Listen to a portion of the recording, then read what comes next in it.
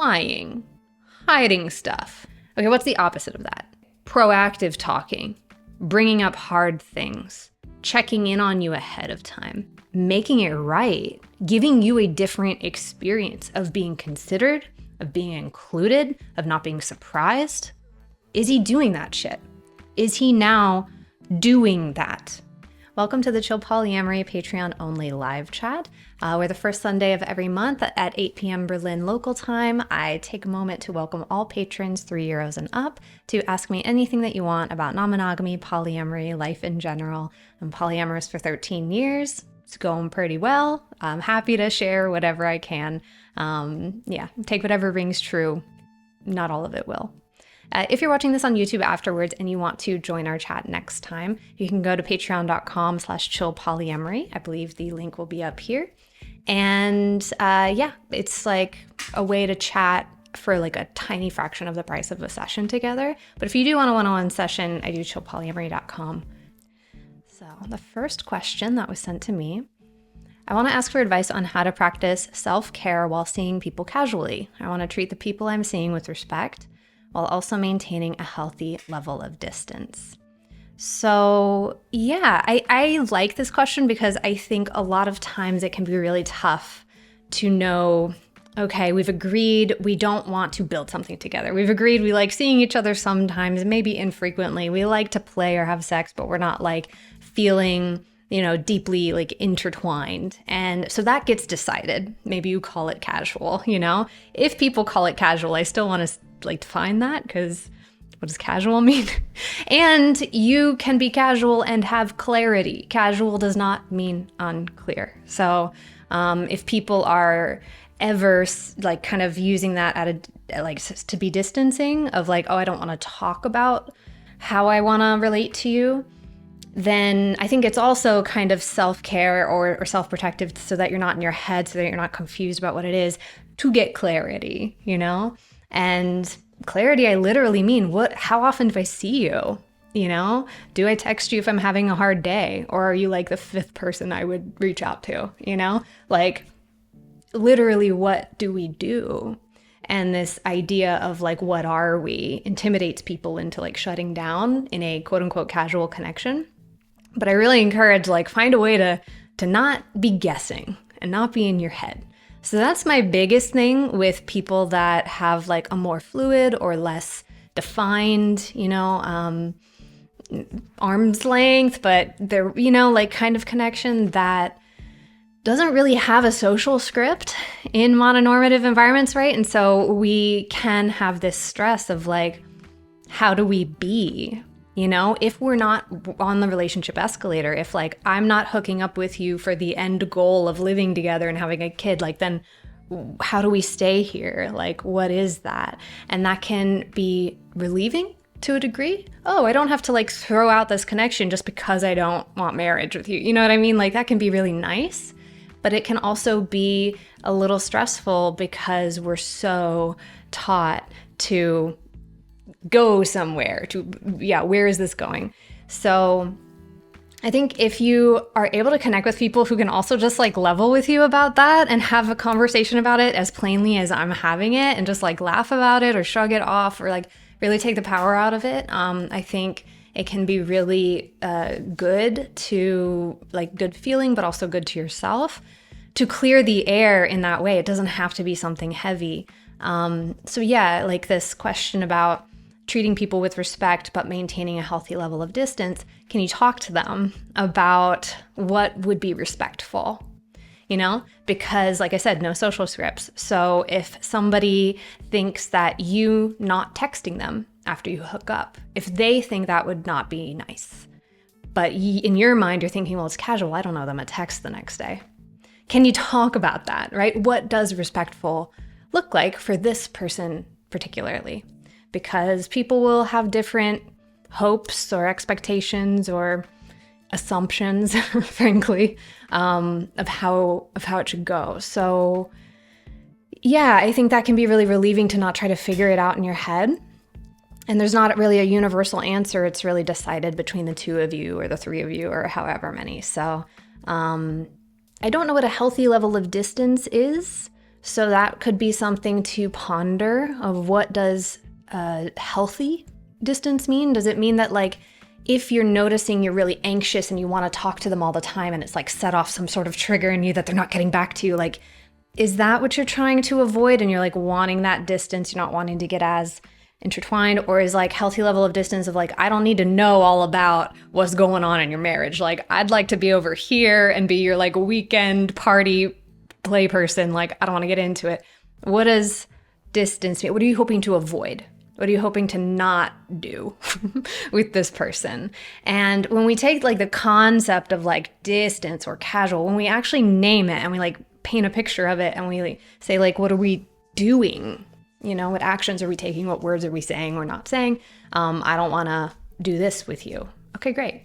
And it can really, really be nice because then you're like, oh, okay, I know what we're doing now. I know what casual means. And I know how to not hurt you. And they might ask for something that you don't want to do. And I'm always for saying no if the answer is no, you know? But yeah, I guess talk about it, but I don't want to be dismissive and so just talk about it, but just more like non-escalating relationships that are mid-distance. Those I think need a little bit more talking, a little bit more conversation to figure out like, how do I be? You know? Okay, next question. I like the RA smorgasbord, but feel like it doesn't always apply to my shorter term relationships. Do you have any tools for newer partners? Okay, so if anybody isn't familiar, the relationship anarchy smorgasbord model, it is essentially, I see it as a response to the escalator that I was just talking about, this idea of like, you gotta be going somewhere. The smorgasbord imagines connecting with people more as like a buffet. I want a little bit of this, a lot of that, you know? And like, you can all talk together of what your plate's gonna look like, you know?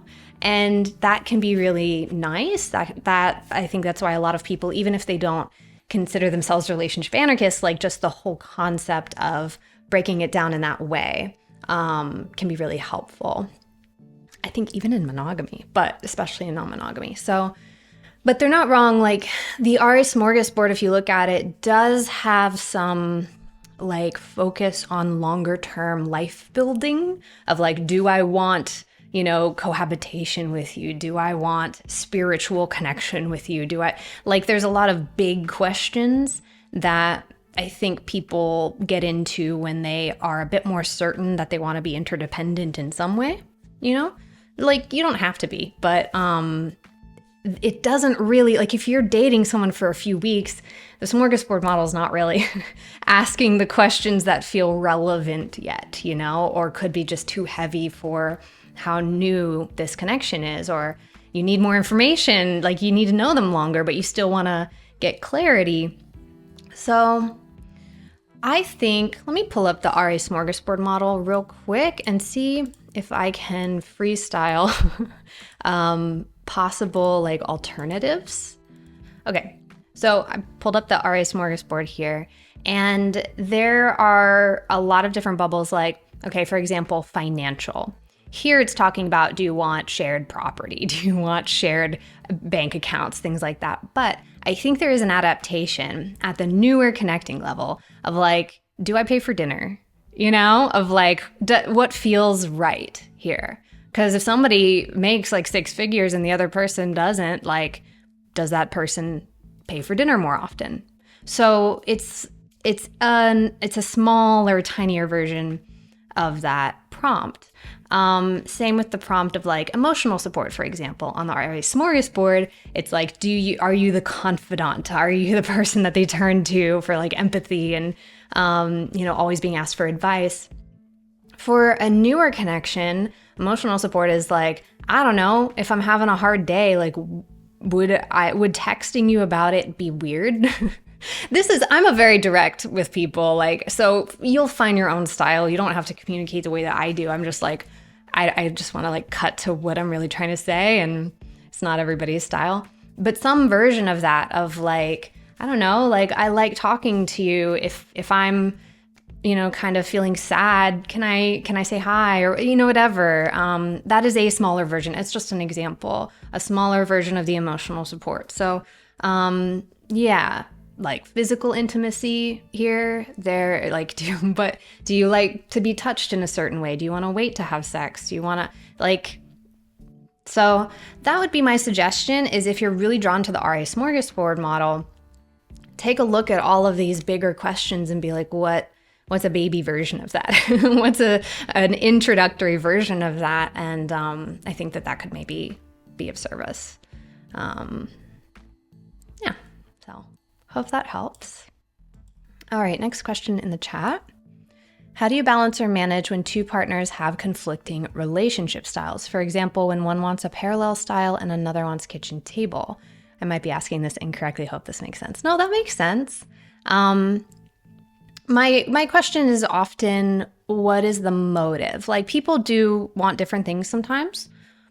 Is there any like fear? Is there any hostility? Or is it just like indifference? Like for the person who wants parallel, is there like any militance? Sometimes people are like, no, never, don't want to know them, don't want, like, if there's any force behind a request for parallel, I just want to know about it. I want to ask about it. You can keep being parallel, but I want to know where that urgency or that intensity is coming from. What are you reacting to, I guess, the idea in your head that you're like, no, get away.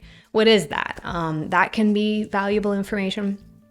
But yeah, sometimes people are like, I just don't care, and it's not always cold. Sometimes it's just like, I'm busy. I don't want to force a friendship. I'm not really interested in meeting this person, or maybe like one day maybe I might, but currently I don't. Whatever the reason is, they don't have to hang out with anybody they don't want to hang out with, is my opinion.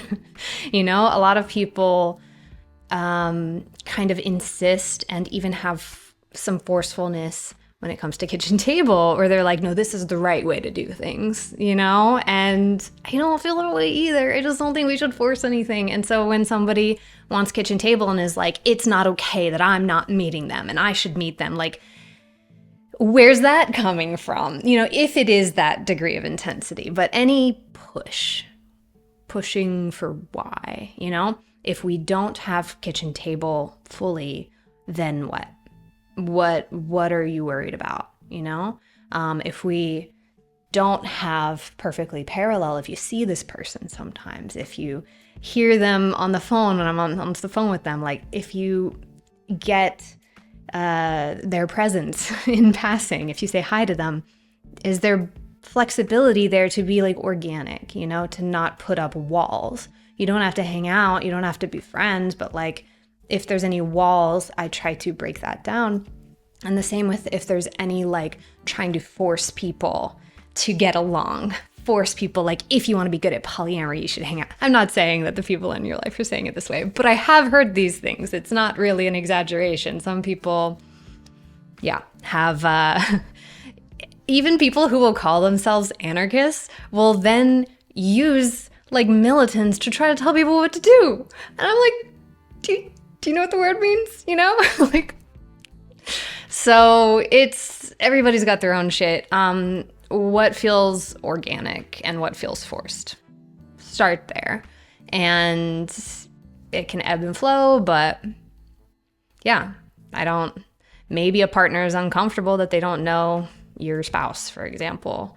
Okay, let's talk about that. What are you worried about? How can I take care of you? Like, how can I reassure you? Is there a middle ground? Like I said, where the spouse is not, running away. But what could bring ease? What could bring ease? Because when kitchen table is forced, it's not fun.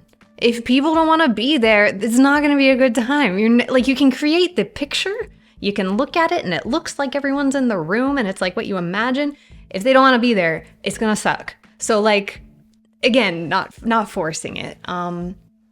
Keep talking to them, but you also, as the hinge partner, get to say what you want to participate in. If you don't want to be messenger between them, if you're like, nope, what they want, that's not my business, like I'm not going to tell them how to be. I understand that makes you uncomfortable, but that's not my role here, to be referee or to be organizer or to be mediator. Like, be wary of that as the hinge partner as well, because that can get messy and that can even sometimes pit partners against each other, even though you don't mean to.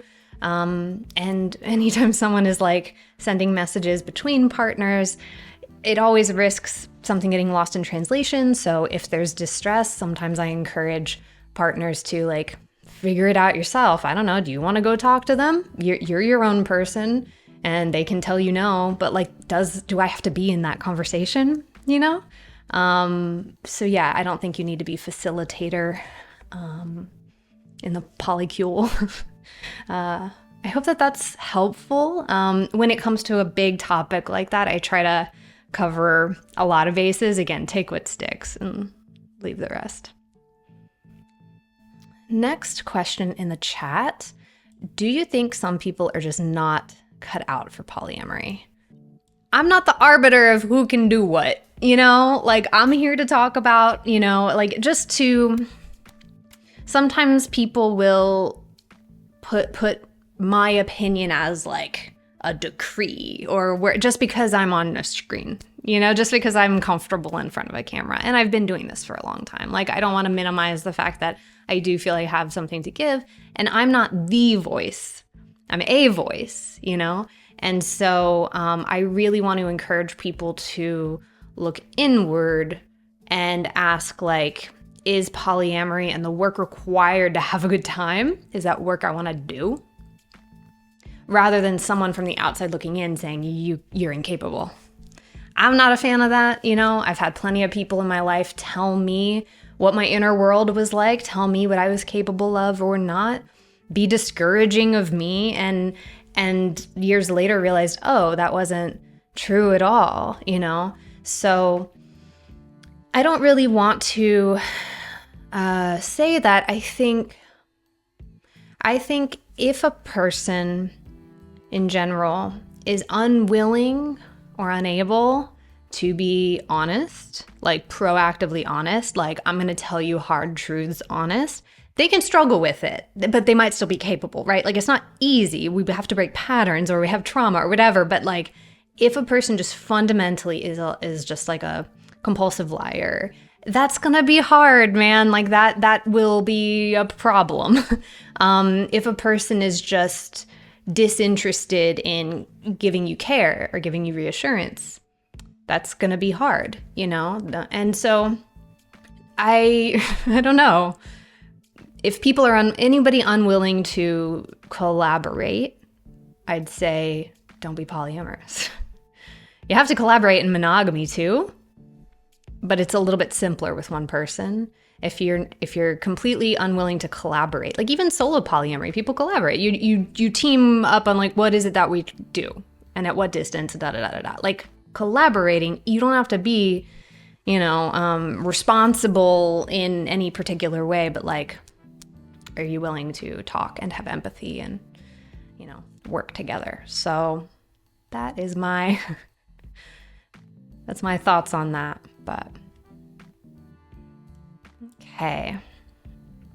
Next question in the chat.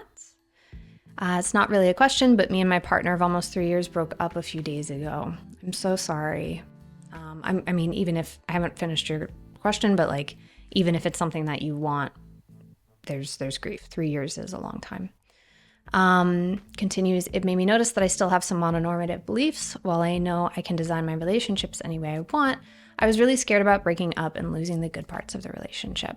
Even though we can design this new friendship any way we want as well and keep all the parts we still like, I just thought it was interesting that I knew I could shape my romantic relationships, but I did not extend that belief to like the new friendship or the new relationship after the breakup.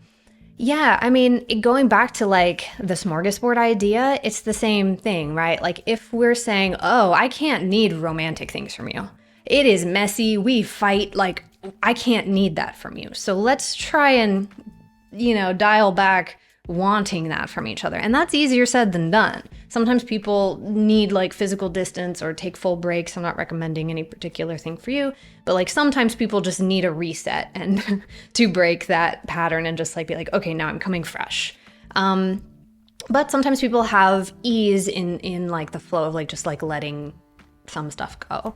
But I usually ask like, what what might feel confusing. Like if we are deciding intentionally, we want to be friends, we want to stay in each other's lives, just like certain things didn't work, can you be thoughtful about what might feel like it used to feel like?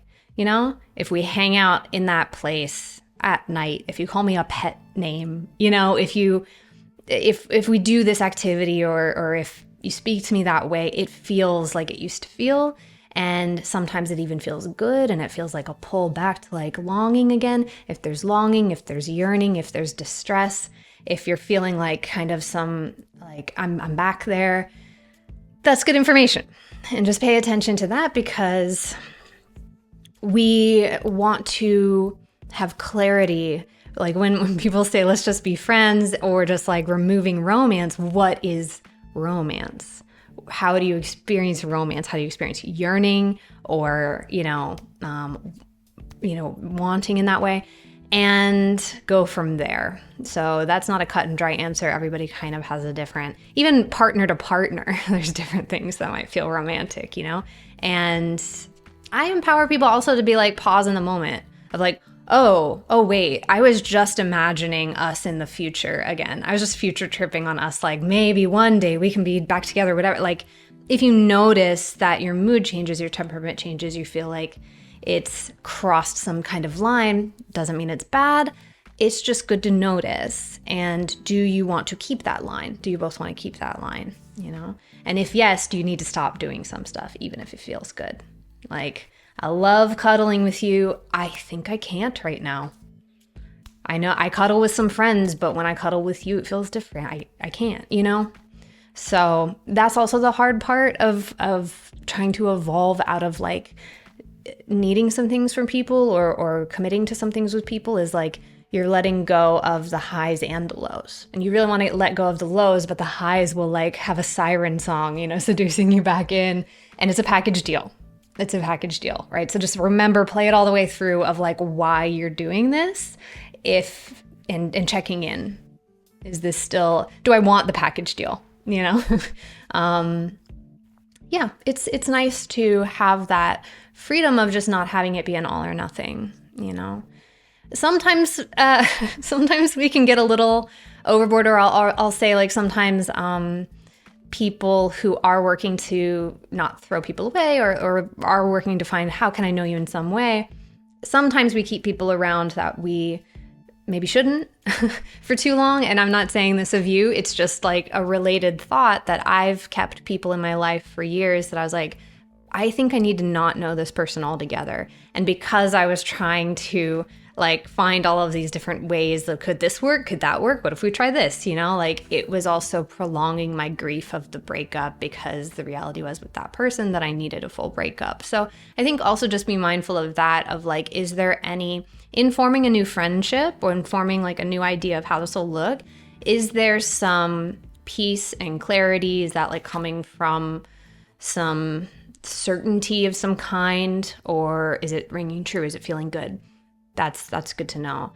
If there is any like urgency or secret voice that is hoping this is temporary, or if it feels like it's bargaining of like, I don't want to let go of it, let's try this, let's try that, if it feels grief adjacent, look at that too. I'm not drawing conclusions from that. It's just notice your own motives and notice when you're acting from like alarm bells, versus when you're acting from like, I think that's better, and following the latter a bit more. Yeah. That person that I'm thinking of, like, shit, there was just years of slow grief. It was like a slow breakup. It was like torturing when, I don't know if a clean break would have been better and just grieve it all at once. Like, that's not fun either, but yeah. We're at the midway point for the Q&A, and by the time this Q&A goes up on YouTube, my other YouTube channel, my film and TV channel, should have the new video essay of 25 years of polyamory in cartoons, in Western animation. So plugging that because, I don't know, I think it's a fun video. So that is the channel where I do like fictional examples. I like I like looking at fiction, one, because we want to see ourselves on screen and we want to like see examples, but two, they're not real people. So if I want to roast them and be messy, and then I can, if somebody's like a reality star or something, I would feel a little bit more conflicted about that. But anyway, check out that episode, and also the non-monogamy storytelling podcast if you want some fun examples of real polyamory, real non-monogamy. We're every Thursday. We're nearing the end of season 2, but it's called I Could Never. So building a little anthology.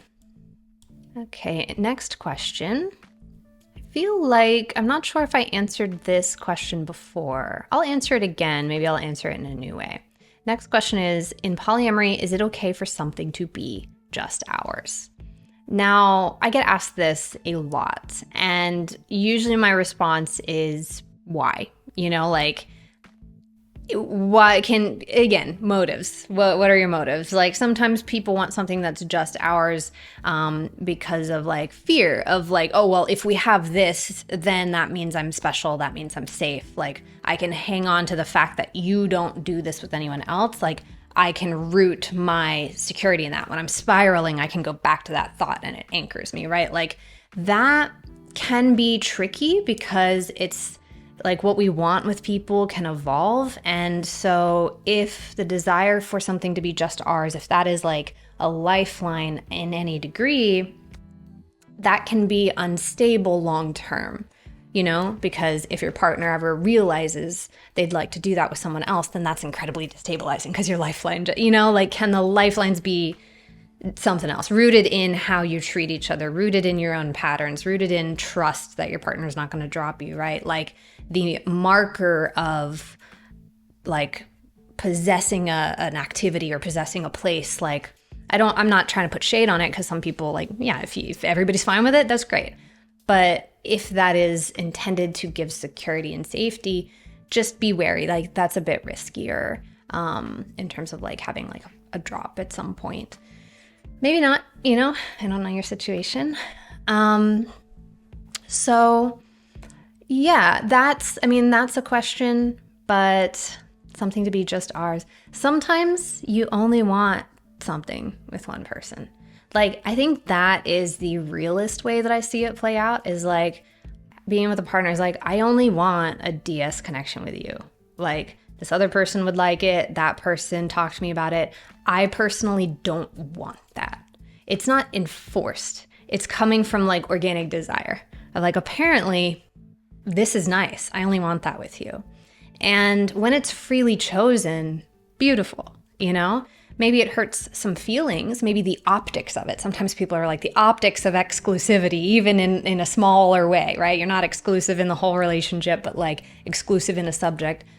If it's coming from organic desire, then like people be curious about that? Because it doesn't always mean it's enforced, It doesn't mean that the partner that I'm doing the DS connection with, that they made me and then they made me say no to the other people. I, as a hinge, would then have to be clear. I don't want that, not throw my other partner under the bus.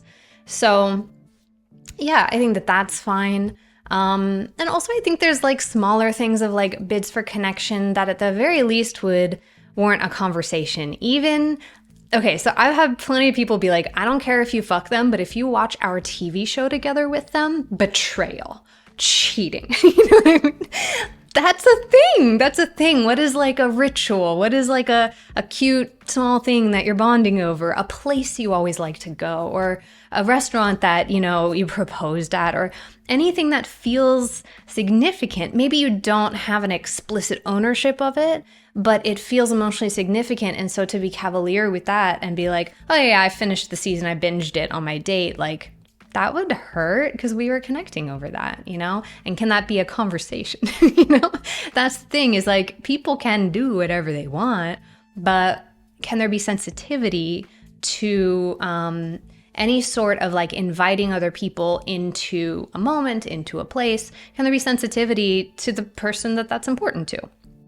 And checking in, and I want to go to this place. How do you feel? I was talking with someone the other day about like, oh, my partner wants to go to this city and I wanted to go to that city with her. And now they get to do it and I don't get to do it yet. Like that sort of FOMO and frustration at not being the first. I get it. I empathize with it. And we played it all the way through. It's like, okay, so you get to the city with her next time because you are going to do that. You can go to different places. Like, is the significance the physical location? Or is the significance how you both are together, what you both do together? You will have a radically different experience in the same location because you are different people, right? And so to not get too caught up in the optics of like an activity or a location or something, because is it that gives you, significance? Or is it the emotional connection that gives you significance? And if that stays solid, if you feel like you're being considered, if you feel like you're getting time and attention, if you feel like there's proactive talking and you don't have to guess or pull anything out of anybody, if the connection feels solid, then often I encourage a bit of softness for new wants, new realizations. Apparently I want this with them too. And there might be feelings about that, but you can adapt without having that be just yours, in a similar way as adaptation to non-monogamy brought in a broader sense, letting go of exclusivity and what exclusivity gives. Again, I'm totally fine if you just want one thing with one person, right? I'm not against that agreement. I'm just encouraging softness on possible evolution, not like strangle gripping it, and definitely I'm wary of it being a reason you're okay, that can that be looked at just preventative, so that you don't have a bad time later if it changes. I don't ever want to tie my safety to something I don't have control over, and I don't have control over what my partner's going to want next year, so I don't want that to be the reason that I feel safe, so I hope that that's helpful. But it is very funny. Like, I don't know if anybody in the chat has like something that feels like just yours. Like, I never was taught how to ride a bike. Actually, I had a really bad bike accident when I was a kid and then stayed away from it. And then I would get like panic attacks, and I have an anxiety disorder. And before it was treated, before I had medication and therapy, blah, blah, blah, blah, blah, it's a much better place now. But when it was a sort of a daily thing, then being on like a moving vehicle, like that I would like get in my head and then fall over and over and over. And so I just kind of stayed away from riding a bike. And there's a partner that was like, I really want to teach you how to ride a bike, and kept encouraging me. And sort of like every summer is now the day that we go out and we get you on a bike, And if I were to then go on a date and come back and be like, I rode a bike for the first time with them, like, that partner didn't own that experience, but we were having this whole connection over it. And that would be really thoughtless. And it would also say like, your feelings don't matter about that, or like, I wasn't even thinking of you, or like, so just to use discernment, just to really pause and think like, yeah, I'd still like to do this. Maybe it hurts feelings, but like, can you still talk about it? To not have ownership, but to definitely have consideration. Okay, next question. Is it better to wait for a monogamous partner who says they will be okay with you dating other people in a few unspecified years? Or should you leave them even though it might take years to find someone you for sure are compatible with? TLDR, should I fight for an uncertain relationship or leave for an uncertain future? In general, I mean, obviously, risk reward, right? Like, I don't know your relationship, and you get to decide how long you want to tolerate uncertainty and what kind of uncertainty you prefer. It sounds like you don't like either direction or either option, and that makes sense.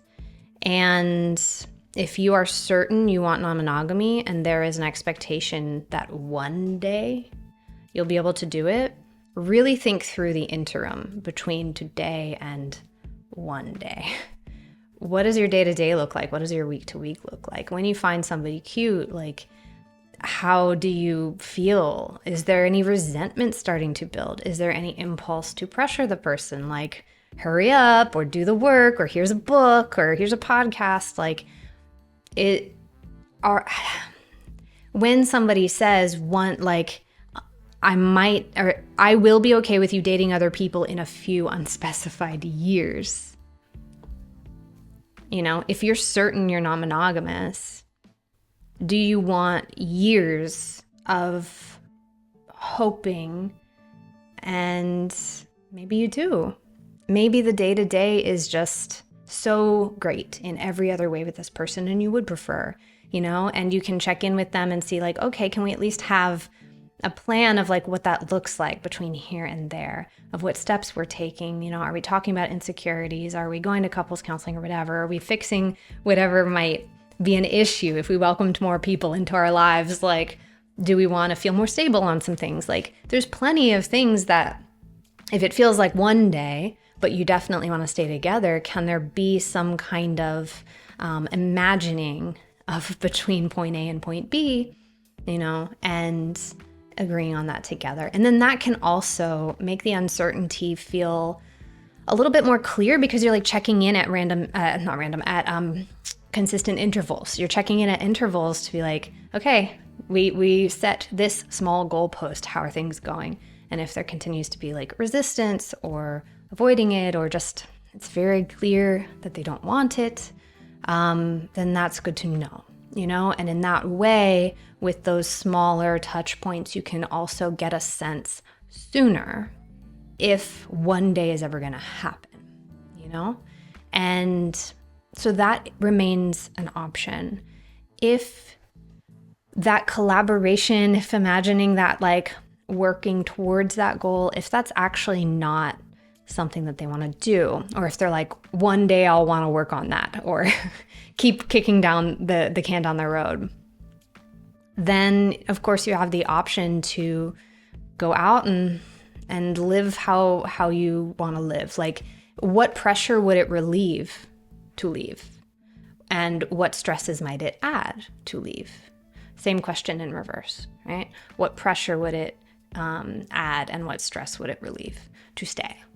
You know, and then choose your own adventure. You know, I can't tell you which one to choose, but I hope that some of these questions can be helpful in reflection, and hopefully get some more clarity. Next question emailed to me. I've seen this quote: "I'm polyamorous in a I don't ever want to deny a natural connection type of way, not in a gotta catch them all kind of way. Can it be considered polyamory, and is it ethical?" Is the question gotta catch them all? Is that cool? Is that the question? Yeah, I'm a bit unclear on the question, but like, I'm polyamorous in a I don't ever want to deny a natural connection kind of way. Cool. You know, like not wanting, you know, doors to be slammed shut, like that there's always the option to open a door if you want to go in it, you know, and like not having other relationships sort of dictate who you're allowed to be close to, you know? Yeah, so not denying a natural connection. This person's great, we're vibing, and I like having the ability to see what that is. So that's what I hear about in the first half, the gotta catch 'em all thing, you know. Yeah, I mean, it's a little bit similar to when people are like brand new in kink, or like whenever there's this, it's especially early. People who've been doing gotta catch 'em all for like years, I stay away from, because I'm like,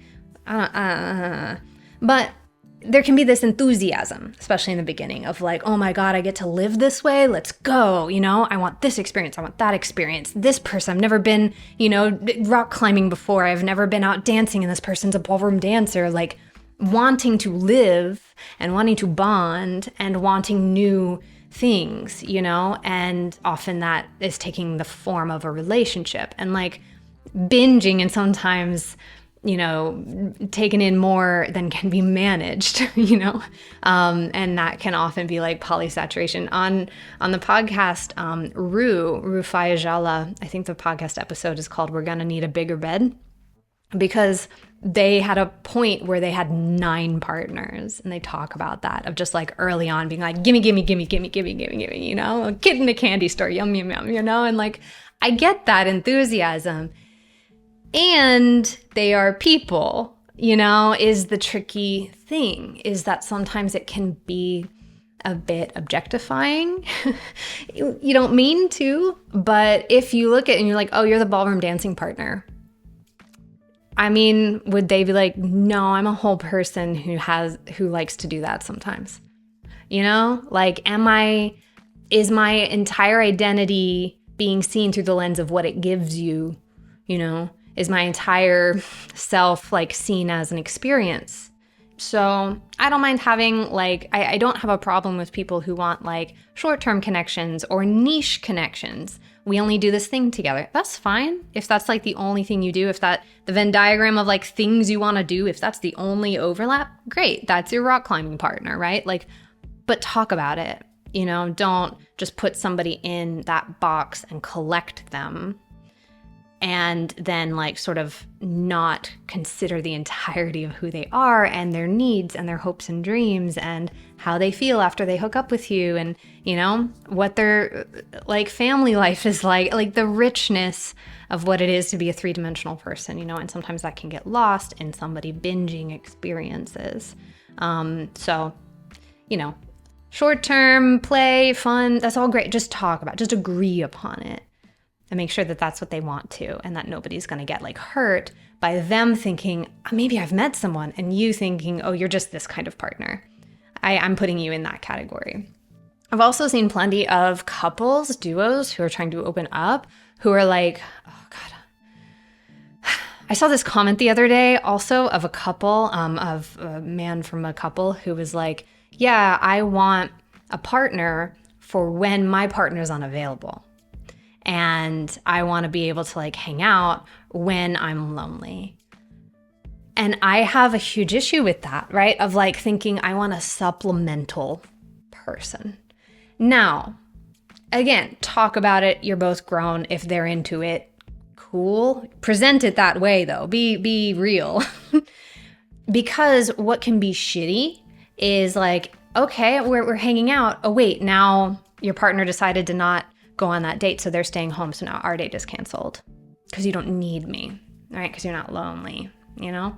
That sucks. And people do that, and I really am bothered by the objectifying way that a lot of people will enter the dating scene and saying, I want only this type of thing, and that's all you are to me.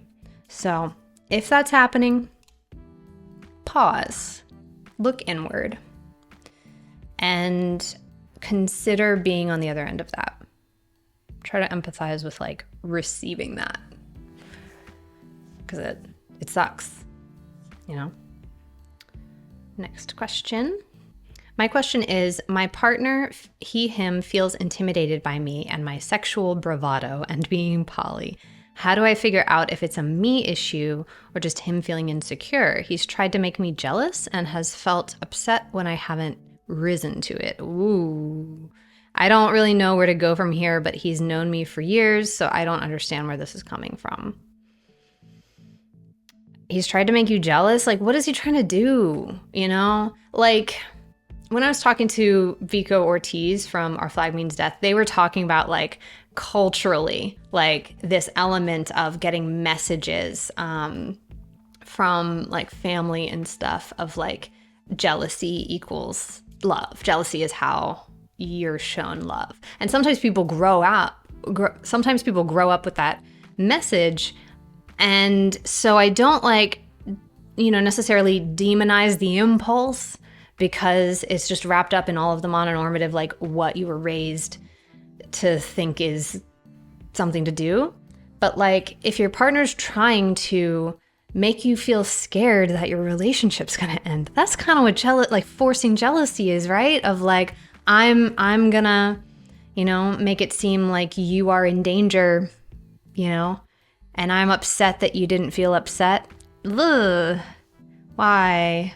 What's he hoping to get from that? Is he hoping for validation? Can he get validation another way? without trying to scare or upset you? What does he want? Does he want like reassurance that he's loved? Does he want reassurance you're not going anywhere? Does he want to do some fun, exciting things with you and kind of go along for the ride, even though, he might be a little bit nervous? Like, what are ways you can do, like he can get what he was trying to get without all of the extra baggage associated with that attempt, like what's under that, So hopefully he would be willing to investigate, and I do hope he acknowledges that it's not cool, it's not normal, it's not right. Like, don't play those games, because aren't you partners? Are you gonna like screw over your own teammate or threaten your own teammate, But this sort of framing of like he's intimidated by your sexual bravado. Yeah, I mean, plenty of people have insecurities. I think I've heard a lot of men talk about insecurities sexually or struggling with like comparing themselves to other men if you're dating men. And it's work. It's work on, what makes him feel secure. A lot of times when I hear people talk shit about polyamory, when I hear a lot of men talk shit about polyamory, there's this framing of like, I would be discarded. I would be left alone. Like, she would go out with this exciting man and I would be at home on the sofa. There's this like imagining of themselves as undesirable. And the idea of you having fun out there, confirming that they're undesirable. And that needs to be worked on, because that exists in monogamy. Like, they're monogamous, but they're thinking that way. And so that tells me they have that feeling of like, deep down, I'm undesirable. And if I didn't lock it down and put a ring on it, I wouldn't, like, she would leave. What is that? Can that be looked at regardless of anything else, Sounds like he might have some digging to do of why this is distressing. Now, you can be sensitive to it, don't come home like cavalier with a bunch of whip marks from a kink scene and just like show off all your bruises and shit. Like, you can be thoughtful of things that might, fuel that voice in his head. A lot of times people will say like, heads up, this, do you want to see this? How are you doing with that? It's not that you can't live. It's not that you have to walk on eggshells. It's just like, can you be sensitive to something that might have the optics of confirming that he's not fun or he's not desirable or whatever? And just clarify that. Hey, just heads up, I'm going to go to this place and you're great and you're safe and I love you and let's have plans. Let's have something to look forward to. Does he just want to bond with you? Does he want to be the fun one a little bit, But yeah, I wouldn't, I don't think the answer is for you to shrink. I don't think the answer is for you to do less, necessarily. You can be thoughtful of him and taking care of him, but in the sense of like loving on him, but I'm wary of you like censoring yourself or shrinking yourself to accommodate his discomfort when it's really his job to be like looking at why he's uncomfortable. And is he gonna dig? Is he gonna feel it? Is he gonna confront it? Conversations about masculinity and what it is to be like a confident man, like that's a fuck ton of work, And I have some beautiful fucking men in my, I'm sorry, I feel very strongly about this, but like I have really beautiful men in my life that I've seen go through this kind of grueling investigation of what it is to be a man in their mind, and all of the messages that they got from like their abusive father or whatever, like, there's a lot going on in there, including, men don't talk about these things, that message, which exacerbates it. And so like, I know it is possible for people to do this work. We all have our work. I don't know, by the way, you didn't mention masculinity. So I don't know if like gender or, anything is present as a stressor, but yeah, the like sexual bravado thing, why is he framing it like that? And what's he scared of? And what does he feel bad about himself? And so the work is possible, but buckle up, I'll say that. But to be on the other side of it and to feel like untouchable, to have raked through that and dealt and cried and punched pillows and talked a lot and thought a lot and had realizations like for years, it's effort. And it's what most people don't want to do. Most people are like, why would you do that to yourself? Because I want to be on the other side of it, man. I want to not have it in the driver's seat. I don't want this ruling my life. That's why I'm doing this grueling work. But a lot of people don't want to. They want to adjust the outside so it's more accommodating so they don't have to do the work, It is such a peaceful feeling to be like, oh, I'm good. I feel pretty unshakable for the most part. Knock on wood, But yeah, there's like this peace, that knowing that you're fine, you're good. The ghosts don't have to haunt you anymore, or they're like kind of far away and quiet now, So that's the reward, but it is a bit of grueling self-inquiry. Okay. Next question that was emailed to me. How might one approach rebuilding trust after cheating in polyamory? Big question. They do provide context. Context is, I feel like most content out there about repair after cheating is aimed at monogamous folks and quote-unquote affairs. It just doesn't resonate or feel applicable to me. Without getting too much into the specifics, my partner and I opened up our relationship. He went on a trip to Mexico with a Friends with Benefits, which I supported. When he was there, I discovered that he lied to me about where he was staying because it was an erotic play resort. So he lied about that. And he knew I wouldn't be comfortable with that because that is our first experience of non-monogamy. So they go on. It feels like trust is almost more important in non-monogamy, and I feel totally overwhelmed at how to build meaningful repair and trust. He lied. Why did he lie? He wanted to do something and he thought you would have a bad reaction. So he was like, I'll just hide that from you. If that is an impulse that he can easily run with, that's a problem. You won't be able to, if that becomes a pattern, we can mess up. We can be scared to say something and then omit it. And we can offer grace once or twice if we see, people can mess up a few times in context. If you notice it's a pattern, and if you notice that there's words of apology, but what are they doing differently? What is he doing differently? What is he doing to show that he takes it seriously? What actions show that he's taking it seriously? Because that's really fucked up. It's your first experience of non-monogamy, and he lies about it on a trip with a play partner. No, bad.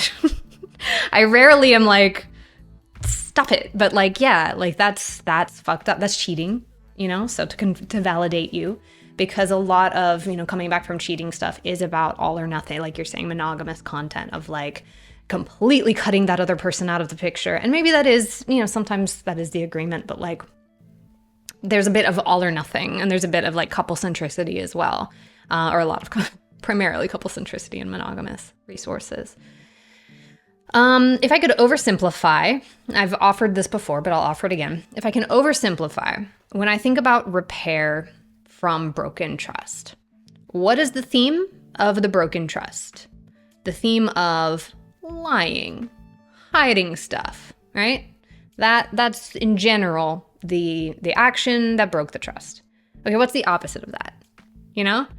Okay, proactive talking, bringing up hard things, checking in on you ahead of time. Hey, I'm going to be hanging out with that friend. How are you doing? I think this is what's going to happen. We'll be safe in these ways. We'll use these kind of precautions. Here's when you can expect to hear from me. Whatever it is he being proactive in making it right, giving you a different experience of being considered, of being included, of not being surprised? Is he doing that shit? Is he now doing that? Or is there still oh yeah, I'm going out. I don't know when I'll be back. You can get, once trust feels rebuilt, you can get to a place of ease where you don't need a lot of communication, but you were just lied to in a pretty big way, frankly. And so, in a pretty big way, he's got to demonstrate a pattern of changed behavior, radically in the opposite direction, right? Maybe you don't always have the opportunity for it to be about non-monogamy, but this can look like this can happen in other ways too. Other things that are in your life, you know, I don't know what that would look like for you, but like an event that he lied about, or, you know, like something around the house that he saw, but he was ignoring and he lied that he saw it. Little and big ways that same action can happen, right? Is that still happening in other ways too, right? Like, is that still a way he responds to things you think you'll get mad about? Is just lie. Is he doing that in other areas? Notice that, you know? And is he changing that in other areas? Because it is a total, like, changing a pattern is, what's the word? Holistic, in my opinion. Like, I can't lie to you about stuff around the house still and then be like radically honest when I'm talking about dates. These are strange, like, these don't really align of like, it's okay. Like, we change, and we change everywhere. And again, we don't demand perfection, but we do want to see progress. So sometimes people will be on their best behavior for like 3 weeks until they think you're not mad anymore. So notice that if it feels like, oh, it was really good for a couple of weeks, and now we're back to feeling like, I don't know what he's thinking, or who is he texting, or, you know. I'm really sorry that happened to you, and it is a shitty way to start non-monogamy, because it's all you've known now is that you can't feel safe. He like set that as the baseline. So he's really got to show up and take it seriously and show you that he's changing. Sometimes people will say like, oh, why do you check in so much? Like, that sounds like so much work. Oh, you have to talk before a date, or you have to, I'm like, okay, so I talk for 10 minutes. I have a racing heart because I think you'll be mad, but I tell you ahead of time, and it reassures you. Like, it's stressful. I'd rather take that 10, 15 minutes, whatever, prevention than like the 5-hour conversation after it gets fucked up, right? That's way more work. I'm doing so much less work if it's preventative. Like, if I just talk to you about it ahead of time, yeah, it's not always fun, or it can bring up feelings, but it's way better than what's like this mountain of trying to rebuild trust. Now, who knows how many weeks or months or years before you start to feel secure again that you can trust him. It is a fuck ton of work, and like, it's just so short-sighted. People are wanting like temporary short-term relief. I don't want to feel uncomfortable in this moment, so I'm going to gamble that I can get away with it, or that it won't have a big fallout later. But that's a hell of a gamble. And it often has a fallout, you know? It usually has some kind of fallout when it comes to like lying or betrayal. And so it really doesn't seem like that much work to me, you know? It is wild how many people will like criticize the overthinking. And I'm like, I think you're underthinking, bro, you know? Alrighty, well, with that, I will wrap up.